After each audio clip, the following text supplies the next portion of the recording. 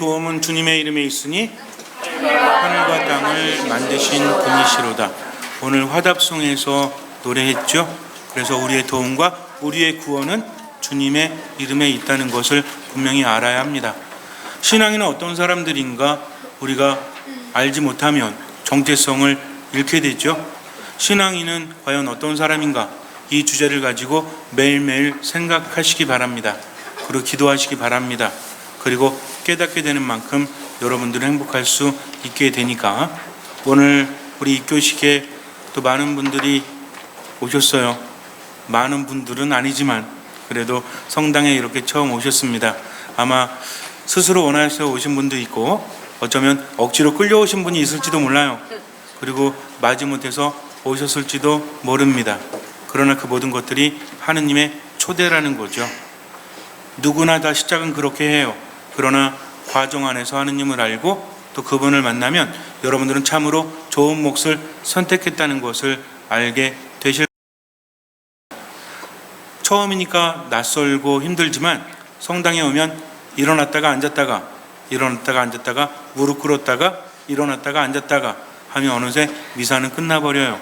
그러니까 여러분들이 이때가 이제 무릎 꿇을 때구나, 이때가 일어날 때구나 익숙해지면 조금씩 신자가 되는 겁니다. 그리고 신자가 된다고 해서 특별하게 변화는 되지만 눈에 띄게 모든 것들이 변화되는 것은 아닙니다. 여러분들 각자에게 맡겨져 있다는 거죠. 하느님을 만나는 사람만이 변화될 수 있다. 그래서 지금 여러분들 선배인 예비자분들이 앞에 앉아 계시고 오늘 입교하시는 분들이 있지만 잘 들으세요. 신앙인은 뭔가 변화하는 사람이 아니라 변화되는 사람이라는 것을 명심하시기 바랍니다. 신앙이라는 것은 억지로 하는 것이 아니라 하느님 안에 머물게 되니까 그렇게 된다는 거죠. 인간이 살아가면서 그런 것들이 참 많죠. 내 의도와 상관없이 되는 게 있습니까? 없습니까? 있다는 거죠. 내가 사랑에 빠지고 싶어서 사랑에 빠집니까? 조건을 딱 적어놓고 외모는 이 정도, 학력은 이 정도, 또 재산은 이 정도 이렇게 한 다음에 이런 사람 만나면 바로 사랑에 빠져야지. 그래서 어느 날 이제 비슷한 사람을 봤어요. 그래서 스펙을 딱 알아봤더니 딱 맞아. 앞으로 나 이 사람이랑 사랑에 빠져야 되겠다 하면 빠집니까? 사랑에 빠지는 순간은 3초래요. 3초. 내가 의식하지 못하는 사이에 이미 사랑에 빠진다는 거죠. 그래서 로미오와 줄리엣도 원래는 사랑해서는 안 될 사이였죠. 서로 원수이지 않았습니까? 그러나 사랑에 빠지게 되었다는 겁니다. 이런 것들이 굉장히 많아요. 원래는 그러지 아니하였는데 나도 모르게 그 안에 빠져든다. 그래서 정말 강렬한 것은 사랑하는 것이 아니라 무엇이다? 사랑에 빠지는 것이 강렬하다. 하느님은 무한하신 분입니다. 하느님은 매력이 철철 넘치는 분이요, 하느님은 누구보다 인간을 사랑하시고 인간을 잘 아시는 분이에요. 이것을 알아가면서 그래서 종교인이랑 신앙인은 다르다고 표현합니다. 종교인은 뭐냐면 세례는 받았어요. 그래서 성당에 다니거나 또는 다니지 않거나 이건 있지만 하느님을 체험하지 못한 사람들은 종교인이에요. 그러나 하느님을 체험한 사람들은 누구다? 신앙인입니다. 그래서 신앙은 다르다는 거죠. 여러분들이 아무리 열심히 한다고 할지라도 하느님 만나지 않으면 의미가 없습니다. 우리 입교하는 분들뿐만 아니라 뒤에 계신 우리 선배 신앙인들도 마찬가지예요. 신앙인이 무엇인가를 늘 염두에 두고 생각하지 않으면 우린 절대로 하느님 만날 수 없다는 거죠. 신앙인은 어떤 사람입니까? 신앙인은 하느님을 바라보는 사람이요, 주님의 이름을 부르는 사람이다. 그래서 세상을 살아가면서 무엇을 하든 무엇을 말하든 어디에 있든 상관없이 하느님 안에 머무는 사람이라는 거죠. 모든 생각도 하느님 안에서 하고 모든 말도 하느님 안에서 하려고 노력합니다.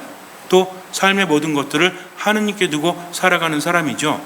그러는 과정 안에서 겪게 되는 좌절감 또는 고통, 슬픔, 아픔 이런 것에 아랑곳 없이 하느님만 바라보게 되면 그때는 점점 더 변화되어진다는 거죠. 그러나 이 모든 것들은 걱정할 필요가 없어요. 아까도 말씀드렸지만 내가 하는 것이 아니라 주님께서 그렇게 이끌어 주심에 나를 맡기면 되기 때문입니다. 우리가 부산까지 갈 때 걸어가면 힘들죠? 힘들어요? 안 힘들어요? 힘들어요. 차 타고 가면요? 편해요. 그 또한 힘들죠. 그러나 걸어가는 것보다는 낫지 않습니까? 차를 타고 갈 때 운전도 내가 안 해. 타기만 하면 돼. 그러면 멀미하거나 힘들 수도 있지만 걸어가는 게 나아요? 아니면 차 타는 게 나아요? 저는요, 멀미가 심해서 걸어갈래요. 하는 사람 있을까요? 여기서 수원까지면 걸어갈지 몰라요. 그러나 부산은 차를 타고 가야 하지 않습니까? 그래서 약간의 수고로움은 있지만 그것이 낫다는 것을 알기 때문에 걸어가지 아니하는 것처럼 마찬가지예요. 하느님 안에 머무는 것도 쉽지는 않아요. 그러나 내가 하는 노력보다는 그분의 이끄심이 너무나 크기 때문에 온전히 맡기는 겁니다. 행복한 사람은 하느님 안에 머무는 사람이요, 즐거운 사람은 하느님 안에 머무는 사람이요, 힘이 넘치는 사람도 하느님 안에 머무는 사람이다. 이거 기억하시고요. 하느님 안에 머물기 위해서는 첫 번째로 뭘 해야 된다? 내가 하는 것이 아니라 이끄심대로 따라간다고 한다면 그분의 말씀을 들어야 합니다. 들음이 첫 번째라는 거죠. 귀로만 듣는 것이 아니라 마음으로 듣는 거예요. 그분은 보이지 않는 것을 통해서도 우리에게 당신의 말씀을 하시기 때문입니다. 그분의 말씀은 힘이 있고 그분의 말씀은 생명력이 가득하시기 때문에 듣는 사람으로 하여금 살아나게 만듭니다. 치유되게 만들어요. 그리고 지혜를 갖게 만든다는 거죠. 그러나 이 모든 것들은 하지 않으면 의미가 없어요. 그래서 신앙인들은 하느님을 바라보고 그분의 말씀을 들으면서 모든 것을 맡기는 사람이다. 이 정도만 기억하시기 바랍니다. 그래서 그분을 바라보고 그분의 이름에 모든 것을 두고 맡기고 듣는 사람이야말로 참으로 신앙인이라는 거죠. 하느님께서는 모든 사람을 사랑하십니다.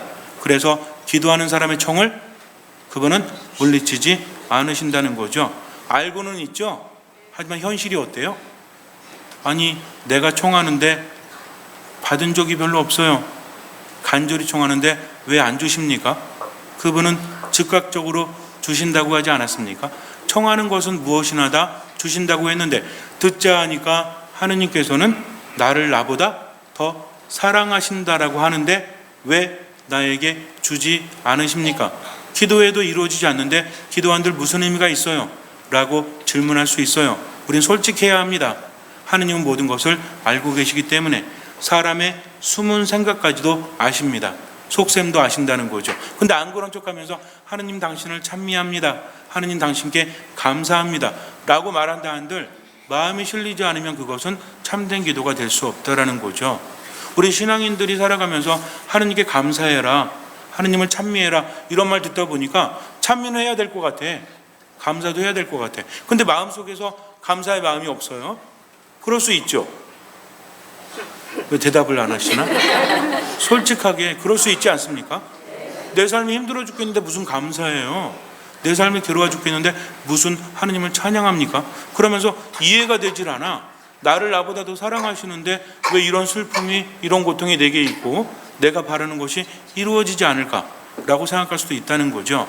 그러나 간과하지 말아야 될 것은 무엇이냐면 하느님은 나를 나보다 더 사랑하시면서 동시에 나를 나보다 더 잘 아신다는 거죠. 이런 말이 있지 않습니까? 하느님께서는 내가 원하는 것이 아니라 내게 필요한 것을 주시는 분이다. 이걸 분명히 명심해야 됩니다. 내가 뭔가를 바라서 열심히 기도한다고 하지만 이런 간절함은 참된 신앙은 아니에요. 누구나 할 수 있는 거죠. 천주교 신자들만 기도합니까? 누구나 다 기도해요. 부처님께 기도하고 또 산신님께 기도하고 심지어는 이순신 장군께 기도하는 분도 있어요. 내가 바라는 것이 이루어지기를. 또는 나무에게 기도하는 분도 있죠. 굉장히 많습니다. 이 모든 것들이 똑같은 믿음이라면 우리 믿음과 그 간절함은 별로 차이가 없다라는 거죠. 믿음은 무엇입니까? 아까도 말씀드렸죠. 주님을 바라보고 그분의 이름에 모든 것을 두고 그분의 말씀을 듣고자 하는 것이 믿음의 시작이라고 했습니다. 내가 필요해서 바라는 것은 그것은 믿음이라기보다는 지금 뭔가 필요하니까 필요한 거 달라고, 하느님이든 누구든 상관없으니까 주기만 하면 된다는 거죠. 그러나 하느님은 우리가 청하는 것만 주시는 분이 아니라 그분은 우리를 만드신 분이요 우리의 참된 부모시라는 거죠. 그래서 우리를 사랑하십니다. 부모는 자녀에게 좋은 거 주죠. 자녀가 원한다고 해서 무조건 다 줍니까? 그렇지 않죠. 필요하지 않은 것 또는 해가 될 것은 주지 않습니다. 정말 중요한 건 내가 하느님께 청하기 전에 이것이 정말 내게 필요한 것인가, 내가 이것을 받을 자격이 있는가 라는 확신이 들면 무조건 기도하십시오. 그것은 이루어집니다.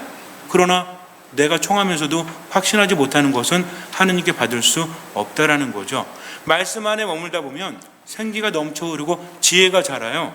그래서 무엇이 내게 필요한지를 분명히 알게 되는 거죠. 그러니까 사람이 변화될 수밖에 없습니다.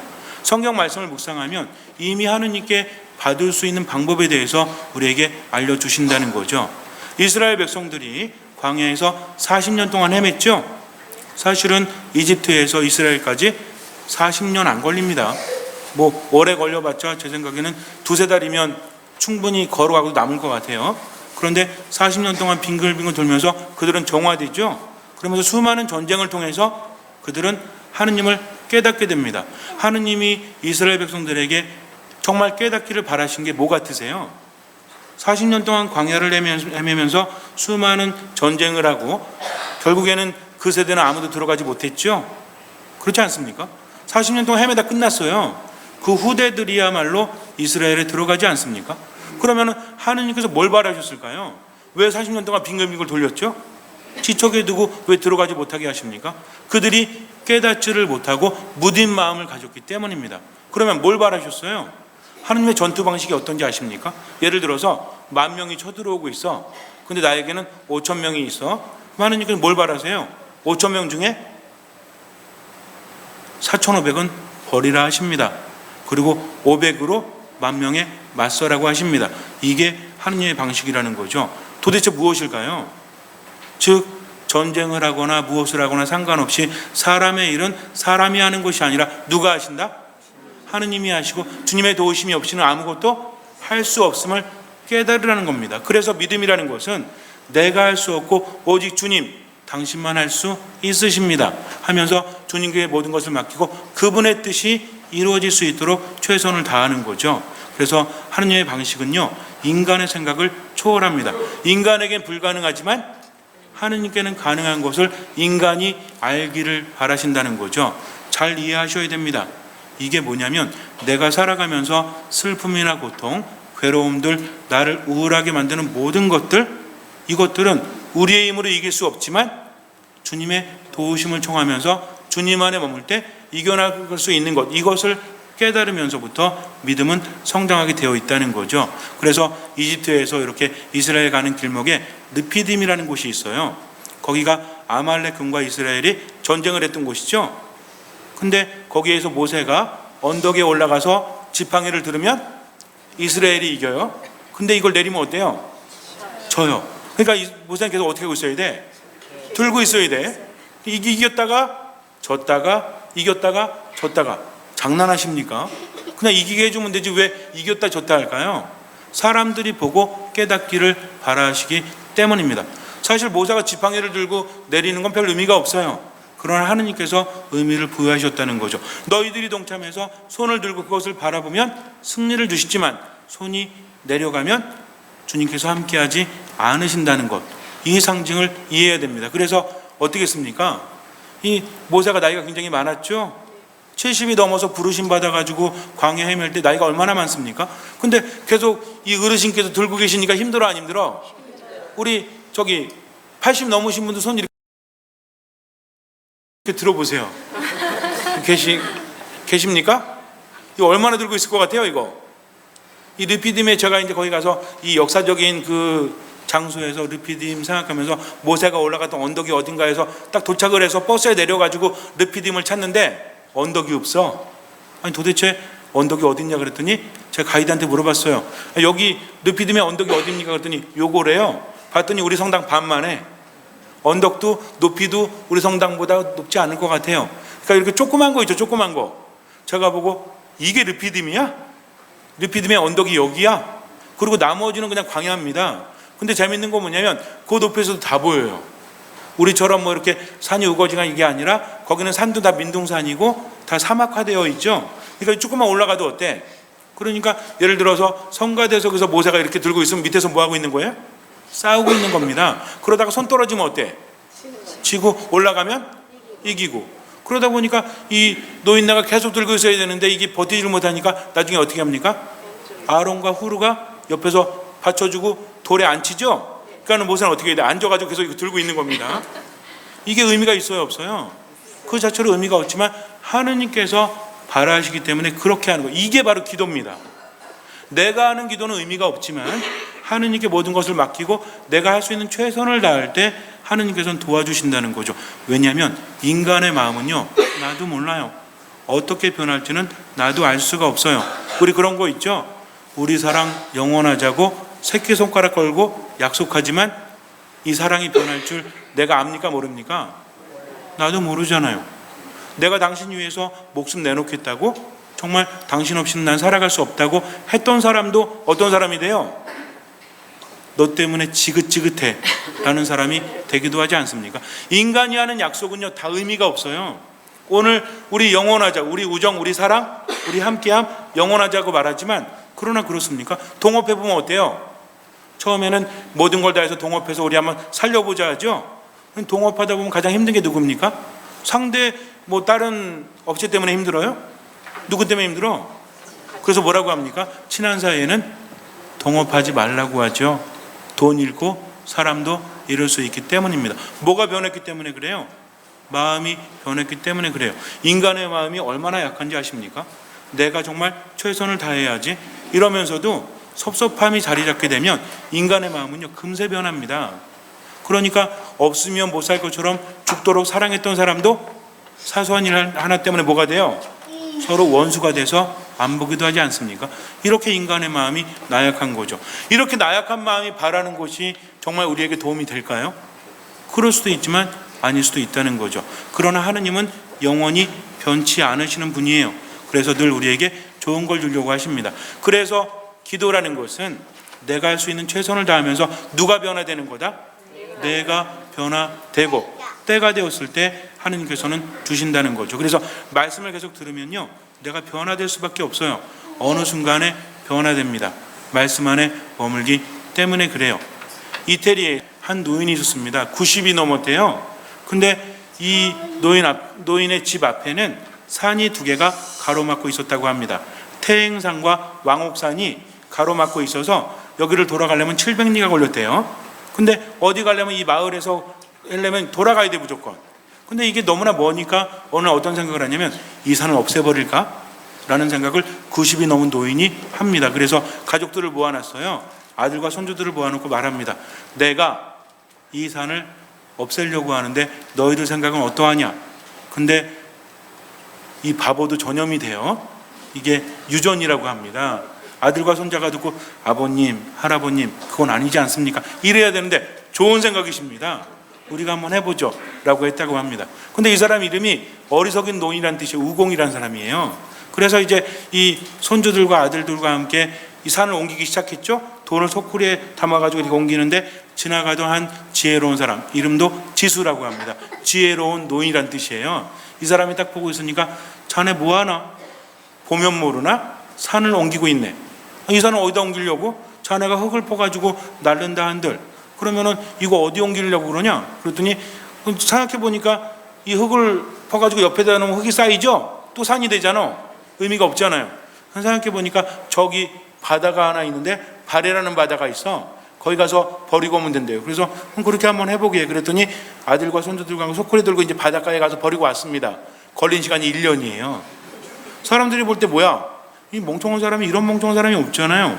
그래서 아니 네가 지금 나이가 90인데 갖다 버리고 오는데 1년 걸렸는데 이거 다 언제 없애려고? 그랬더니 우공이란 노인이 말하기를 내가 못 없애면 내 아들이 하면 되고, 아들이 못하면 손주가 하면 되고, 걔가 못하면 그 아들이 하면 되고, 근데 나는 자손을 낳을 수 있지만 사는 자손이 없잖아.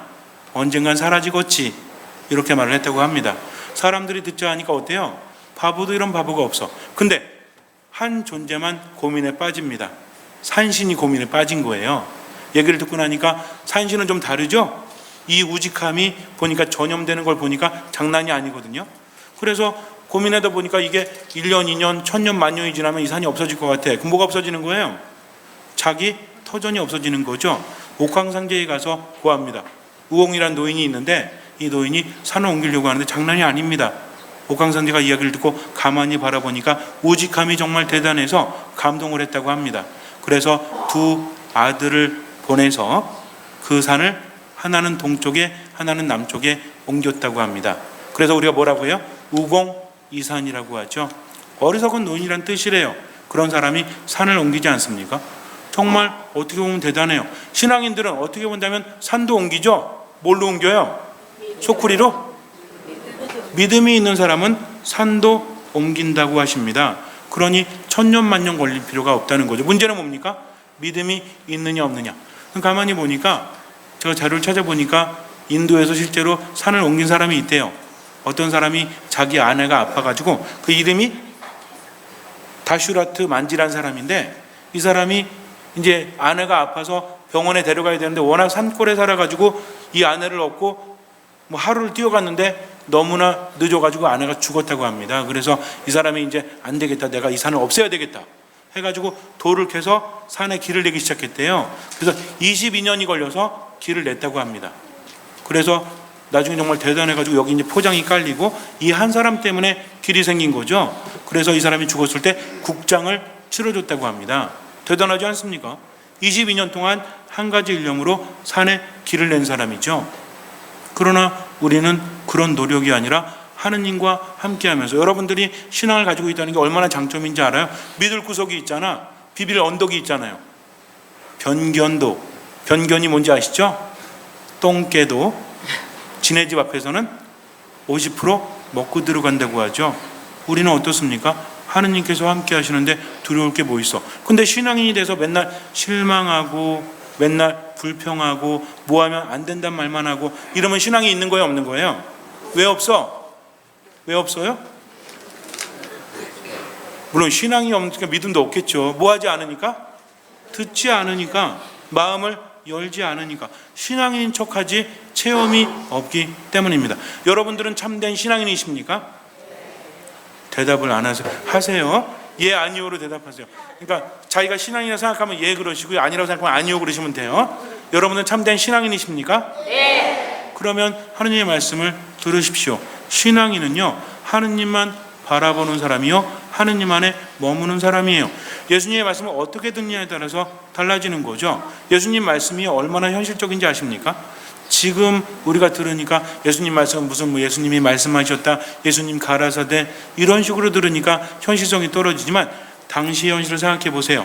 오늘 복음 안에서 당시 현실을 알 수 있는데 예수님 뭐라고 하시냐면 불의한 재판관이 있었다. 그리고 또 하나의 등장인물이 누굽니까? 가난한 과부가 있었다라고 합니다. 불의한 재판관은요, 어떤 사람이냐면 이 사람은 하느님도 두려워하지 않고 사람의 일도 대수롭게 여기지 않는 사람. 지금은 그런 사람 없죠? 옛날에는요, 어떤 올바른 정의에 따라서 판결하는 게 아니라 돈에 따라서 움직였대요. 지금은 그런 일이 없죠? 옛날에는요, 유전무죄란 말도 있었대요. 지금은 그런 말이 없죠? 어떤 말인지 참 희한한 말 같아요. 지금은 정의대로, 정말 세상이 정의대로 돌아가고 있죠? 왜 이렇게 슬퍼지죠? 왜 대답을 안 하십니까? 그러나 옛날에는 그게 아니라 돈에 따라서 움직였다고 합니다. 여러분들, 예수님 시대도 지금이랑 똑같아요. 다를 게 없습니다. 그러니까 잘 들으셔야 돼요. 불의한 재판관이에요. 하느님도 두려워하지 않고 사람도 대수롭게 여기지 않는 사람은 자기의 이기심을 채우기 위해서 어떠한 일도 할 수 있는 사람입니다. 반면에 이 과부는 뭐예요? 예수님 시대의 과부라고 한다면 의지할 곳이 없는 가난한 과부다. 근데 억울한 일이 있죠? 재판관한테 가서 이 억울함을 풀어달라고 하지만 재판관이 어떻습니까? 눈 하나 깜빡하지 않아요. 너 나한테 뭘 줄 건데? 줄 게 아무것도 없죠? 와서 말합니다. 내 억울함을 풀어주십시오. 말하는 것뿐이 없어요. 여인이 할 수 있는 건 아무것도 없습니다. 처음에는 무시했어요. 근데 이 여자가 지치지도 않아. 맨날 와. 그렇게 하니까 어때요? 내가 하느님도 두려워하지 않고 사람도 대수롭게 여기지 않지만 저 여인은 가만둬서는 안 되겠다. 내가 귀찮아 죽을지도 몰라. 여러분들이 집에서 나오시는데 아침에 나오든 점심에 나오든 저녁에 나오든 밖에 누군가 기다리고 있다가 10,000원만 주세요. 이러면 줄 것 같아요? 처음에는 안 주죠. 100일째 그래봐요. 어느새 내 주머니에 뭐가 담겨 있어? 10,000원이 담겨져 있어요. 빨리 줘버리고 끝내는 게 나으니까. 그런데 하느님은 어떤 분이십니까? 하느님 우리를 너무나 사랑하세요. 그런데 그분이 우리 기도를 듣지 않으시고 민기적거리거나 늑장을 부리십니까? 그렇지 않다는 거죠. 중요한 건 내가 믿음이 있는가. 예수님 말씀하십니다. 너희들이 믿음이 있다면 산도 옮기고 바라는 것이 그대로 이루어질 것이다. 그러나 사람의 아들이 올 때에 과연 이 세대의 믿음을 찾아볼 수 있겠느냐 하십니다. 쉬운 문제가 아니에요. 믿음이라는 게 뭡니까? 주님 주십시오 주십시오 믿음입니까? 아닙니다. 믿음은 들음에서 온다고 그랬어요. 그분의 뜻을 듣고 그분의 뜻을 실천하지 않으면 그 믿음은 어떤 믿음이에요? 죽은 믿음이에요. 그래서 믿음에 뭐가 따라야 된다? 실천, 행동이 따라야 합니다. 열매를 맺지 못하는 믿음은요, 아무 의미가 없어요. 그러니까 우선은 열매를 맺어야 되는데 이 열매라는 것은 맺혀지는 겁니다. 내가 살아가는 거 보고 알 수 있다는 거죠. 하느님 믿는 사람은요, 낙심하지 않아요. 끊임없이 뭐합니까? 기도합니다. 당신의 뜻은 무엇입니까? 저에게 알려주십시오 하면서 기도하면서 하나님의 뜻을 아니까 스스로 어때요? 행복감을 느껴요. 스스로 기쁨을 느낍니다. 그리고 그분의 뜻을 실천하죠. 그게 뭐예요? 사랑이죠. 그러다 보니까 이미 기적은 시작되고 있죠. 뭐가 있으니까? 믿음이 있으니까. 다시 질문합니다. 여러분들은 그러한 믿음이 있으십니까? 삶 안에서 괴로움이 있어도 하느님께서 이끌어 주시겠지 하면서 기도하면서 진 인사하십니까? 그리고 대천명하십니까? 그러면 하느님께서는 들어주십니다. 최선을 다하라는 거죠. 나머지는 주님께 맡깁니다. 이건 누가 할 수 있어요? 최선 다하는 거? 제가 알아요. 여러분들 보니까 관심법으로 다 알아? 우리 형제님은 최선을 다하셨네. 우리 형제님은 최선을 안 하셨네. 알아요? 모르죠. 제가 어떻게 알아요 그걸? 누가 합니까? 하늘이 알고 땅이 알고 내가 알죠. 내 안에 무엇이 합니까? 양심이 알아요. 그러니까 양심껏 살아가십시오. 그래서 성당에 다니지 않아도요, 양심에 따라 살아가는 사람은 익명의 그리스도인이라고 합니다. 하느님을 아는 사람이라는 거죠. 근데 성당에 다니는데 양심대로 살지 않는 사람은 뭐예요? 이 사람은 신앙인이 아니라 그냥 종교인인 거예요. 믿음이 없다는 겁니다. 성당에 다니면서 양심대로 살지 않을 바에는 차라리 성당에 안 다니면서 양심대로 사는 게 나아요. 그러나 아까도 말씀드렸죠. 부산까지 가는데 걸어가는 게 나아요? 아니면 차 타고 가는 게 나아요? 이왕이면 하느님 안에서 미리 머무는 게 더 낫지 않습니까? 잠시 눈을 감으세요. 절망하지 않습니다. 실망하지 않습니다. 하느님께 모든 것을 맡깁니다. 죽을 때까지 최선을 다하는 것이 신앙인의 자세죠. 왜냐하면 믿을 구석이 있기 때문입니다. 끊임없이 기도하십시오. 고민하지 말고요, 기도하세요. 스스로 힘들어하지 말고 기도하십시오. 그리고 할 수 있는 것만 최선을 다하십시오. 주님께서는 그 믿음을 보시고 우리 삶에 놀라운 기적을 일으켜 주실 것입니다. 아멘.